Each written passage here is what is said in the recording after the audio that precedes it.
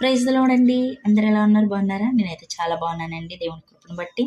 ఇప్పుడు వచ్చేసి సడన్గా నాకు దేవుని యొక్క నామాన్ని బట్టి స్తుతించాలని ఆశ కలిగింది. ఆల్రెడీ మనకి క్రిస్మస్ అనేది దగ్గరికి వస్తుంది కాబట్టి మొదటగా ఇప్పుడు నేను క్రిస్మస్ సాంగ్ అయితే పాడాలని ఆశపడుతున్నా.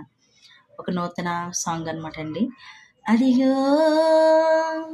తూర్పును తారా లోకానికి వెలుగైన తారా, అదిగో తూర్పును తారా లోకానికి వెలుగైన తారా.